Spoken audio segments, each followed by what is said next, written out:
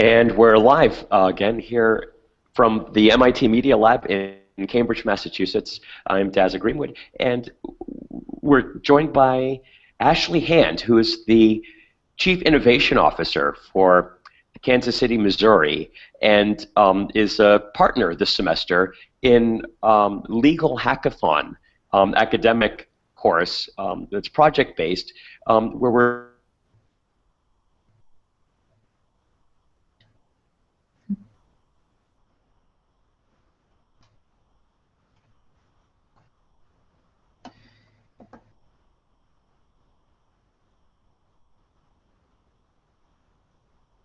almost like an innovation laboratory this semester as we work together on some of the terrific projects that you've got going there. And Ashley, I was hoping that you could maybe just walk the students and others that'll be contributing to the class through a little who you are and what the context is there, and this project that we're going to focus on with respect to business permits, so we can start to wrap our head around it a little bit more and kind of flip this classroom around properly, so let everyone get really kind of like tuned up and briefed before we get into the great design work in class that you'll be joining us with. So Ashley, thanks again for your partnership with the city, and could you kind of like take it away, like let's innovate. All right, well, thank you so much, Dazza. We're thrilled as the City of Kansas City, Missouri, to be part of this really exciting new venture, I would say. I think we see incredible value in working with some of the best academic institutions that we could find to really make these ideas become a reality. And I think I hope that you know that we look to really understand what you develop over the course of a semester and really are excited to figure out how we can roll that into something that is ongoing right now and could really benefit from your insight through this course. So we're really excited to work with you, and I can't thank you enough. I am the City of Kansas City, Missouri's first Chief Innovation Officer, so my role is to focus very heavily on internal process improvement, but also with a look at kind of refocusing how we apply massive amounts of data to decision making and really shift our processes towards being more customer-centric. So there's a few things that have been going on in the last few months that have really brought us to where we are today.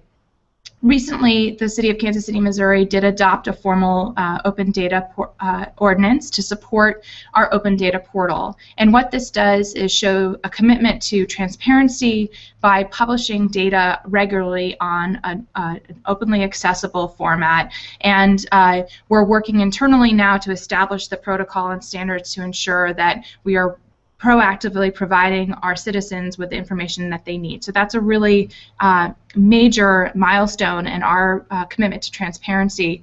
And that follows from a policy of using data through our performance management system, which we use a public format once a month called KCStat, where you can log on to watch what's going on, or come to a public meeting, or follow us via live tweeting to see how we're using data to drive service delivery and the performance of some of the most kind of basic services that affect citizens across the city.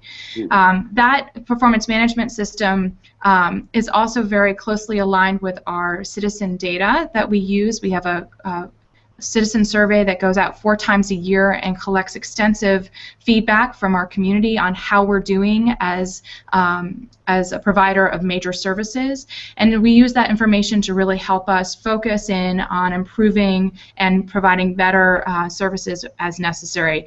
And I think one of the biggest areas that we saw as an opportunity was our business permitting and development processes. So when we look at that in isolation without thinking about technology and what technology can do to enhance those processes, we actually see that we have a very outmoded framework from which we're operating. So we have ordinances that are very antiquated, we have codes and rules that have been set up based on kind of the Kansas City of the past. It's an aggregate of rules that were put into place as a result of a crisis or a safety issue, and maybe not applied as universally or as carefully as they needed to be. And that's a huge gap that we have when it comes to helping the customer navigate this process within Kansas City. How can we create a much more an environment that allows us to really build the city that we want? And I think so that framework is kind of something that we see as a huge opportunity to improve. And recently, the planning department hired a third-party consultant who came up with a report on how the city planning department itself could actually improve its processes internally. And there's some major, pretty strong recommendations in this report, which we will share with you. Yep. And so, actually, before we get into that report, and I hope you will at least mention the name of it and some of the other amazing documents that you have there, which we'll put on the website and the project site, and be really helpful for folks to have that context. But I just want to take the moment to recognize Michael Robach, who's joined us here. He's in the, I don't know if you can see it, he's like in the middle box. Hi, Michael. He's a law librarian at University of Missouri Kansas City Law School, who's one of our partners here for the project at the Media Lab. It's also in partnership with UMKC Law School and Brooklyn Law School, actually, and Professor Askin and his blood clinic, and possibly some others will be joining us. And that's really because of what you said, Ashley, with respect to as part of the underpinnings being an open government ordinance. Some of the inhibitors and basically the context of the problems that require innovation are partly legal. They're not just business processes, they're not just a lack of technology, but there's a business, legal, and technical kind of stack here that needs to be addressed in a holistic way. And the legal part can be so very tricky and require such a subject matter expertise that one of the things we hope will make a difference for you as a partner, and also City of Boston, who's jumping in with business permits exactly as you are, and in a very similar part of the life cycle there, is that we can start looking at a better way for cities and our urban leaders to regulate and to manage the business relationships, including this critical touch point of the permits and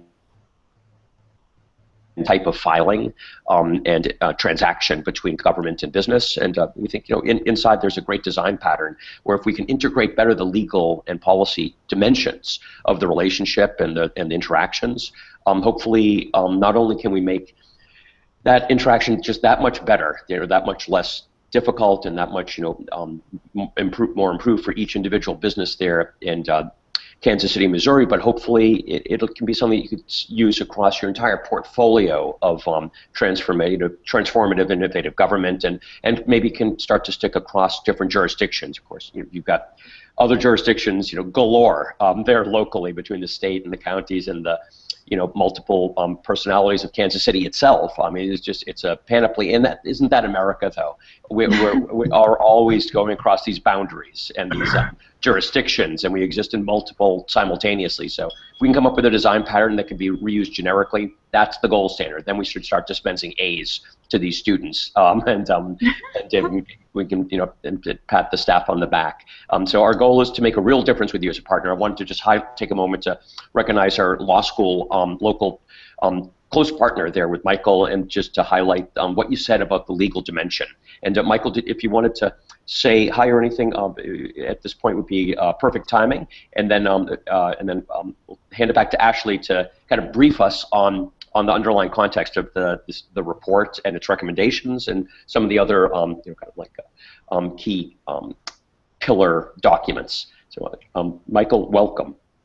Thank you very much. Can you hear me okay? Absolutely. I know I know it's a new Hangout service on a new account that we kind of we're helping to create in this academic context now, and I have to say it's dynamite, better than the Hangouts I do with people across the hall. Super. And I just want to say thank you again to Ashley, because actually without her we would not have, I think, this project at all.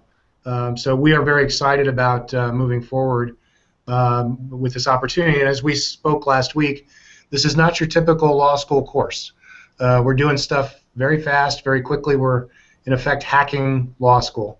So I think that's exciting in and of itself. But the opportunity to partner with Ashley and Kansas City is just terrific. And so we can't thank her enough for all the help she's providing. Here, here. Thank you, Ashley. So can you were starting to get on a roll there with the report and the recommendations. What was that document again? Yes, so I even have it here. We've got the Zucker Systems report. It's a very light read, as you can see. There are quite a few recommendations that focus on a few key areas. One is culture building and focusing on our priority of building the best customer service we can.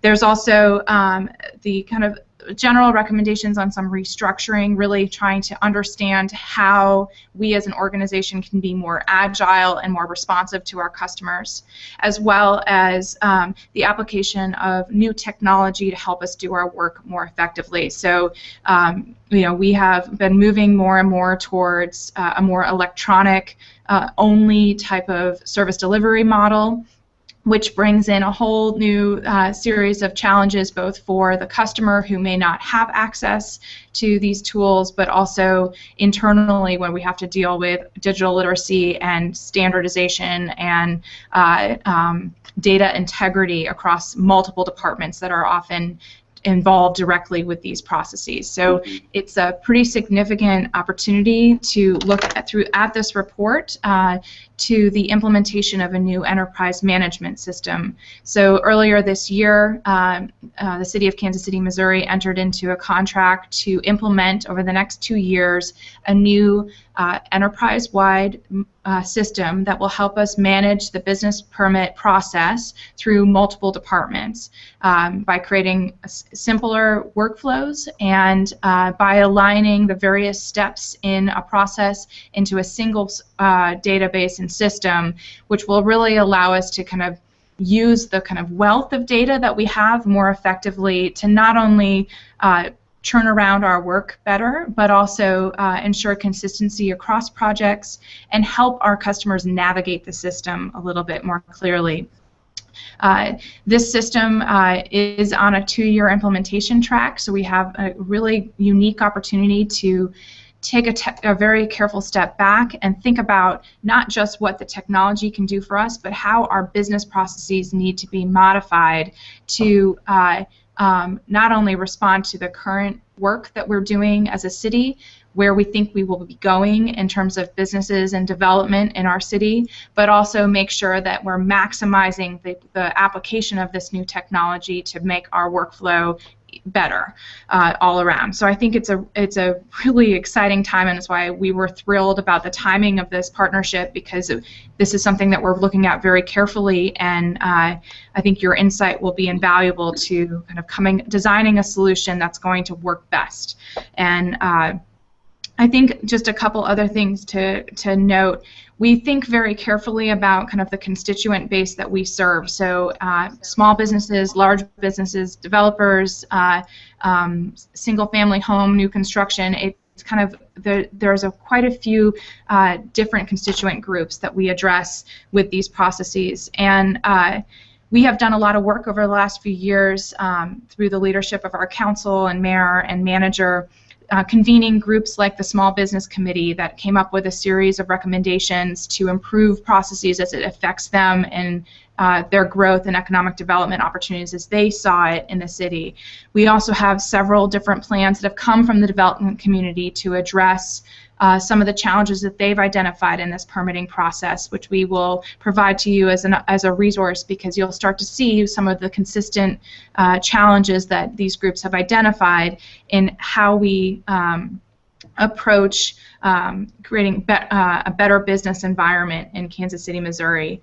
As well, I think we've created short-term solutions to try to address navigating City Hall. It is we are planning to completely invert the model of using our own customers as our delivery men between departments. Currently, you come in and you fill out maybe up to 10, 12, 14 different forms to start a business, and you have to shepherd them around the organization as the new business owner.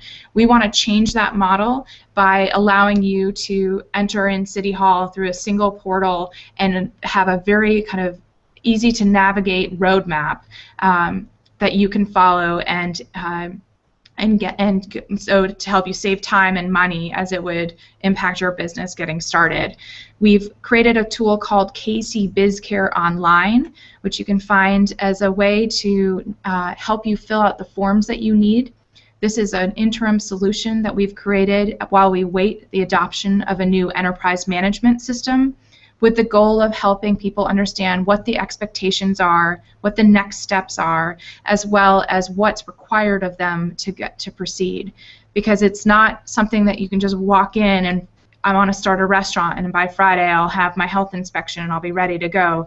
It's quite a lengthy process that requires many steps and regulations are met. And for us to provide a better roadmap for our customer helps ensure that they can manage their time and costs more carefully, which I think is better for us to create a healthier environment for business development in the city. And I think there's the last kind of comment, and then we can kind of go talk back and forth a little bit more, is we do have this process has helped us to start to identify the number of permits that are currently available, and we see huge opportunity because many times the workflow is very similar from permit type to permit type, but we treat them as being totally separate, which means that you end up with silos being created around specific workflows. You end up with rules that kind of get designed around a specific process and not applied universally, which makes it difficult to navigate as the customer. And I think what we hope to see is a streamlining that leaves us in a place where we can really meet the health and safety needs of our community, but create an environment where businesses can come and do work and not feel like we are going to be outcompeted by the rest of the region or other regions across the country. Awesome.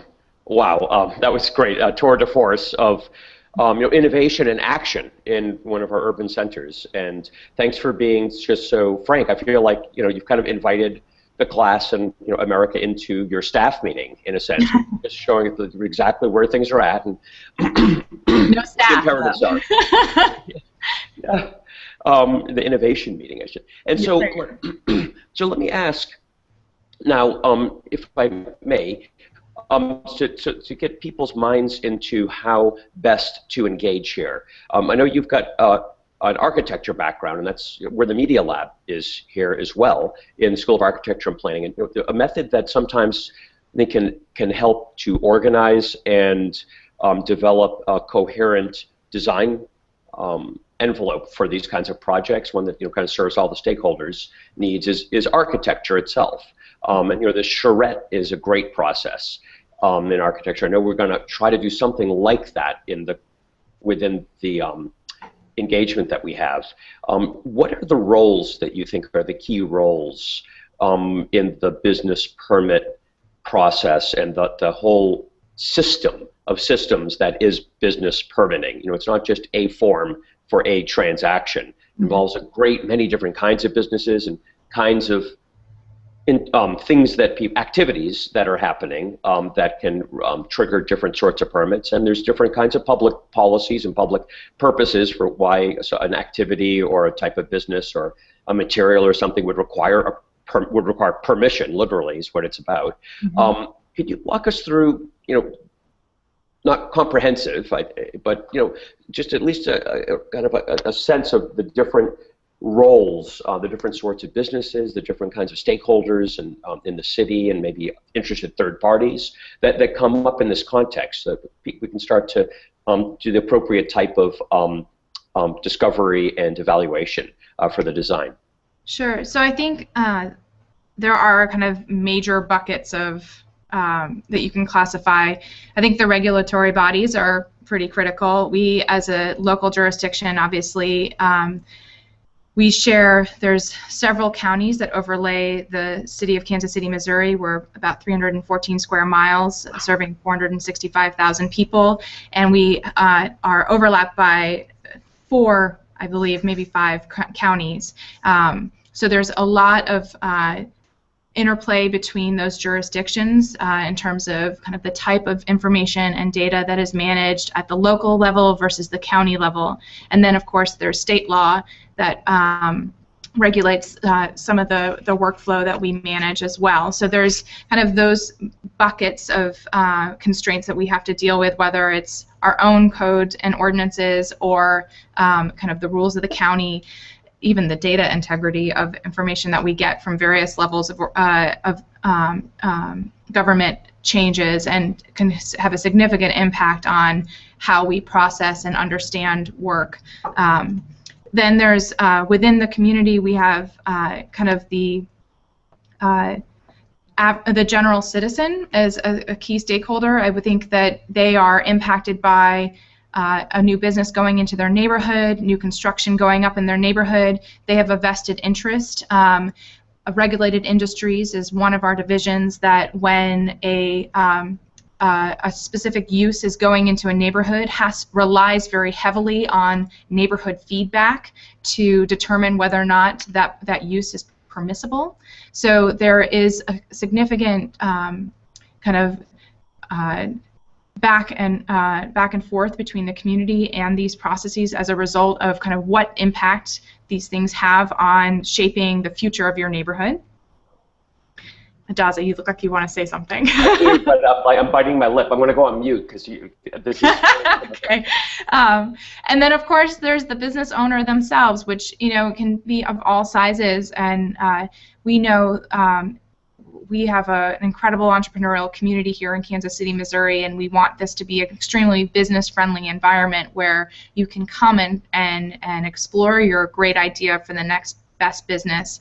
But we need to provide an environment that's conducive to that, and that often includes, home-based businesses where they have kind of the smallest overhead possible, all the way up to a massive development where you're going to have a complex of maybe a few hundred buildings, which might require, extensive costs on our part as inspectors and plan reviewers and land development experts to understand what the impact is, not only on the kind of hyper-local of that single development, but also on our overarching public infrastructure and what that looks like as we develop as a city overall. So there's kind of that category. And then I think we also see ourselves competing with every other city in the country for talent, for resources, for the next big idea.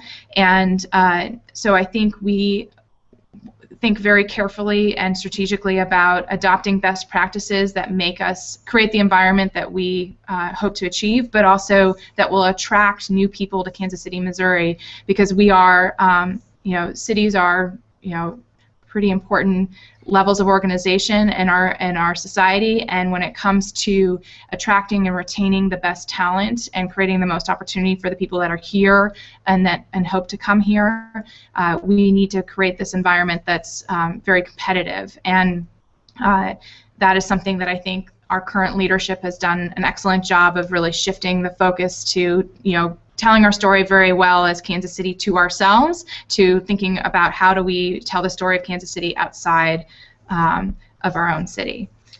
Wow, that's great. I hadn't thought. Thank you for that. I know it can be hard to kind of think fresh about what are all of the relevant roles. That's not doesn't necessarily come up on any given particular job. It's somewhat more of a step back, and it's a design kind of thing as opposed to a day in, day out thing. And but I have to say it was very helpful, in particular at the end when you wrapped it with the city itself. There's a role of the regulator, there's a role of the state, there's a role of the businesses that are filing and the interested third parties in the neighborhood that you mentioned. But then you gave personhood, you gave a persona to the entity that is the city. Mm-hmm. And the city has a point of view. and the city is a real player here. Yeah. The city as a as an identity, and that's that's interesting. I think that'll come up again in many, many ways as we go through this project and this process of defining roles and the relationships and the types of transactions that are possible, and then kind of putting that, recombobulating that almost into a new kind of architecture that's service-oriented and occurs in digital environments and networked with networked. As opposed to countertops and roads. Obviously people would rather be online than inline, but better yet is for the government to come to them, right, and to be able to integrate right down to their TurboTax and their CAD/CAM and their everywhere where the people live, and that's that ubiquitous city and ubiquitous computing. I think there's a real potential here.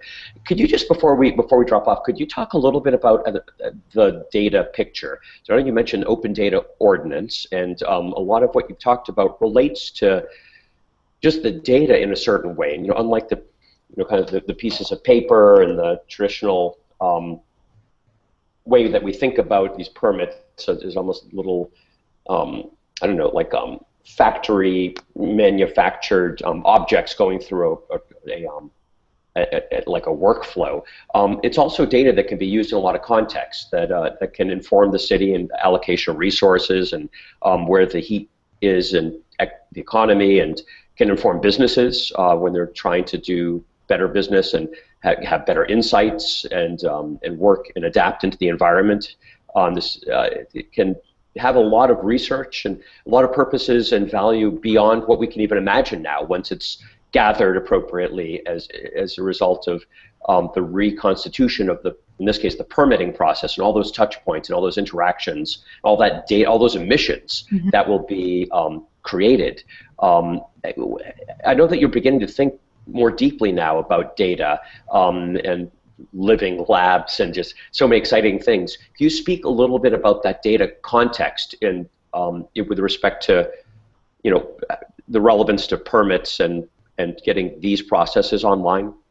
So I think Kansas City was willing to jump on the bandwagon of open data last January of 2013. So we actually had an open data portal well in advance of having an ordinance. So cool. I think what that really was in response to is we were increasingly seeing the value of opening up data to others to kind of delve into.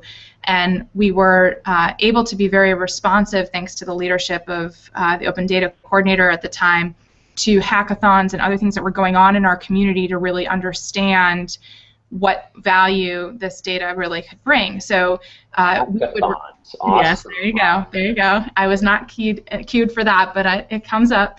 Yeah. So valuable. We did, and we did. So we would have a hackathon, and community members would ask for traffic count data, or we would actually find that we would spend a lot of time in City Hall responding to requests for that data. And so it became this mutually beneficial proposition that if we would post this data online, we would save ourselves the time of having to process these requests over and over again. We'd be putting the information out there so the architects and planners that were crunching the numbers in the middle of the night would be able to pull that information up at their leisure. But we were also being able to put the information into these communities of people that were trying to answer difficult questions about public safety in certain parts of the neighborhood, or some of the walkability of their community and things like that. So there's a lot of different ways that this information would be used, and so we would open up this data more and more. However, as an organization, we still have a long way to go, and we see this information. We want to establish a roadmap for ourselves as defining kind of what type of data we think we can provide that is valuable to help understand economic development in different ways. And the permitting data is a really valuable snapshot into critical moments in economic development where people are making a decision to open a new business, start new construction, hiring different people, both within on the setting up their business, but also in the execution of a new business, and then obviously the impacts that can have on the community around them. Opening up a new grocery store in a neighborhood can solve issues of food deserts, and you can opening up a bar brings up a whole different group of issues that often are positive but also can be negative for many communities. And so there's a lot to be considered, but as a city we may not necessarily have the capacity to identify what those issues are. So by bringing out more data and putting it in a place that's accessible, we believe that we can have kind of the help of the broader hacker community to really identify what those critical issues are. We also see it as a huge opportunity to standardize our data and understand the full life cycle of economic development in Kansas City. So we start on the very kind of early stages of providing incentives for development, attracting certain types of businesses to our community, and if we could track that process all the way through to jobs created, improvements in our taxing districts for public education and other things, we could start to see really what the full social impact of new development is on our community. And we think that that is extremely valuable to not only understanding how and where and what we should be doing, but to tell the story to our broader community to help them understand the value as well, so that we can work together to create policies that help shape the city of the future. Here, here. And so I should say, in the research group that I'm a scientist in here in the Media Lab, which is called Human Dynamics Group, we are functionally a big data shop. That's what the research is about. The professor who runs the group, Sandy Pentland, is, well, I think the name that best fits it, which it's emerging, is computational social scientist. It's this new concentration, maybe it's a new subfield, I'm not sure. It might just be a harbinger of what social science is going to be when it's kind of not just based on the types of survey and certainly quantitative and empirical techniques that we've had in the past. There's regression analyses, of course, but this new database, data-driven, statistical, modeled, predictively, with predictive analytics and some of the other types of insights and capabilities that all this data makes possible and actionable within our systems it's new, and we're grappling with it now, the science and what's possible, but also there's legal and policy dimensions in terms of how to structure the expectations with privacy and how ownership and control and just basic questions with contract and just basic legal questions are being revisited now in this new context. And also the business. There's real value here, and governments sometimes will have revenue that's associated with value in different ways. You rent your land to folks with 100-year leases, and there's different revenue sources based on value beyond taxing and kind of fees and fines and charges. Without being a business, and there's doubtless some of those kinds of issues will arise with respect to data also, and then of course just putting it out there, all that amazing value, making it available and supercharging the economy and supercharging our culture and our civilization based on this fuel source. That they say data is the oil of the new economy, this knowledge economy, and the kind of data that you're developing is obviously going to be very, very rich. There's multi-dimensional. We would say it has many features that have not been captured in, and you've talked about standards and formats 2 or 3 times now, in ways that with unexpected formats and structures and expressed as open data, as maybe a service with an API, application programming interface. We'll learn a lot more about that this semester so that people can integrate apps and services and platforms and start to get this real-time data-driven systems that make possible whole new lines of business, whole new business models, whole new types of work eventually, much more efficient and we hope better. So we'll have a chance to explore that almost sort of like second level of what does it mean to put permits online, to structure them so that it's nothing but net.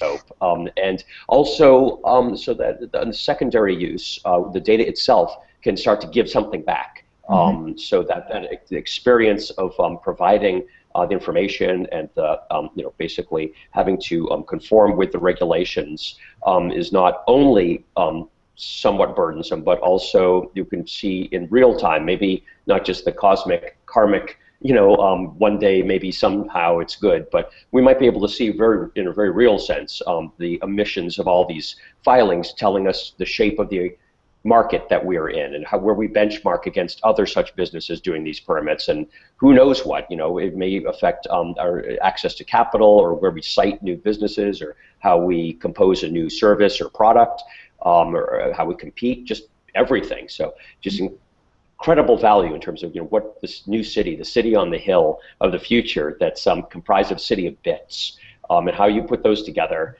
and make them available. It's exciting time for architects of the future. And you are such an architect as you innovate. Today it's innovation, tomorrow it's just the city we live in. It's just the architecture and the infrastructure. And so I'd say, you've raised a lot of amazing questions. I think you've really whet people's appetite. And we'll have a chance to be followed up with you with like a round of documents that I think you're putting together now, right? And you mentioned some of them. Actually, did you mention all of them? I think what I'll do is I will direct you to certain sets of data too that can help tell a really interesting story at a glance through our open data portal. Our 311 data is really fascinating when you think about using that predictive analytics. One of the things that we know exactly where some of the deadbeat landlords are in town that don't turn on the AC or fix the AC. So when we have a heat advisory like we do right now, we can go and provide proactive communications to get people to community centers and keep them out of the hospitals by getting them access to cooler environments to cool off and free water and things like that. So there's huge potential in what that data can tell us, and I think knowing what's there knowing that it's there is probably the first step, but then knowing how we can use that data is extremely important to us. And we're really excited about this partnership, and I can't thank both of you enough for wanting to work with us, and we are very excited to see what comes out of this, and I believe that we will end up with a project that will help transform how we work at City Hall, and that, I think, in and of itself is very exciting. Here, here. So, Michael, did you any other thoughts or questions before we close out this segment? No, I think you and Ashley have done a fabulous job, sort of laying the groundwork for what we anticipate doing here with the course. We will obviously have more discussions with Ashley and other folks at Kansas City, from the Kansas City Mayor's office, as well as management. So I look forward to those conversations as additional background. But this has been just a terrific overview and a great launch for the course. Thank you very much, Ashley and Daza. Awesome. Thank you. Great. And so for those of you that do want to follow along, if you're not fortunate enough to be a law student at UMKC Law or Brooklyn Law or any of the other of our partners, or here at the Media Lab, through the Media Lab, we do have a dedication to open education, and so we'll make sure that all of our materials and the ways to participate in some way are available through our open courseware site and our one or probably more of our open education platforms. But the domain name, just to remember, is LegalHackathon.org. LegalHackathon.org. It's a new kind of hackathon. We're going to hack the law. It's our law. It always has been. And now we're going to hack it and make it that much better with our partners. And so from there, you'll be able to get down to each of the individual classes and back to partners in the city and some of the great 311 and other projects and documents that Ashley said. So Ashley, again, I guess we can't say it enough. Thank you for everything. And we just absolutely giddy around here for the opportunity to work with the city on this exciting project. And we look forward to your coming back to the class where people have a chance to pose questions and do some proper elicitation as we kick the project off, and doubtless be having questions from across our partners around the country and online. We'll be feeding into that as you and your partners inside the city government maybe have other ideas of things we should know, or for that matter, questions you want to. It's a two-way street when we have the channel open. Questions that you might want to pose or challenges, absolutely bring it. Because while we have the channel open, let's just sprint. All right, sounds good. Okay, terrific. So then we'll see you all online shortly. Until then, Daza Greenwood here from the MIT Media Lab, signing off.